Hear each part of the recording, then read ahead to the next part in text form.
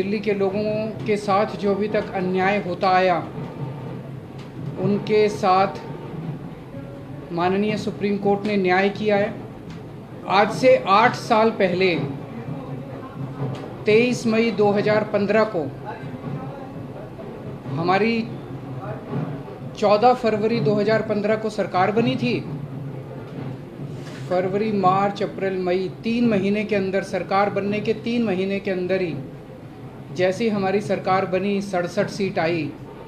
3 महीने के अंदर ही प्रधानमंत्री जी ने एक आदेश पारित करवाया केंद्र सरकार से कि दिल्ली के सर्विसेज के मामले अब दिल्ली की मुख्यमंत्री के पास नहीं रहेंगे, वो एलजी के पास रहेंगे या केंद्र सरकार के पास रहेंगे। इसका क्या मतलब हुआ? इसका मतलब ये हुआ कि दिल्ली सरकार में काम करने वाले जितने भी ऑफिसर हैं, जितने भी कर्मचारी हैं, ऊपर से लेके नीचे तक, आईएएस अफसर से क्लास ए से लेके क्लास 4 कर्मचारी तक, ये सारा जो है ये अब दिल्ली की चुनी हुई सरकार के पास नहीं होगा।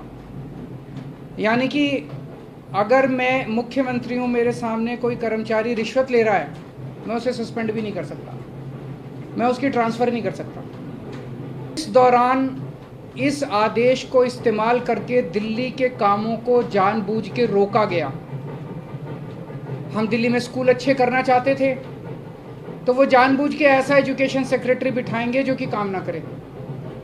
एक तरह से मेरे दोनों हाथ बांध दिए गए पीछे और मुझे नदी में फेंक दिया गया कि अब तैरो। ये तो ऊपर वाले का शुक्र है कि दोनों हाथ बंधे हुए होने के बावजूद भी हम किसी तरह से तैरते रहे और ऊपर वाला हमारा साथ देता रहा। इन सारी कठिनाइयों के बावजूद दिल्ली के अंदर हम लोगों ने इतना शानदार काम किया पिछले 8 साल के अंदर। तो आप सोच सकते हैं कि अगर हमारे पास पूरी पावर होती तो हम कितना ज़्यादा काम कर सकते थे। आज हम सुप्रीम कोर्ट के जस्टिस चंद्रचूड़ के जो और चारों जजेस हैं, उस तहे दिल से शुक्रिया अदा करते हैं कि उन्होंने हमारे साथ न्याय किया।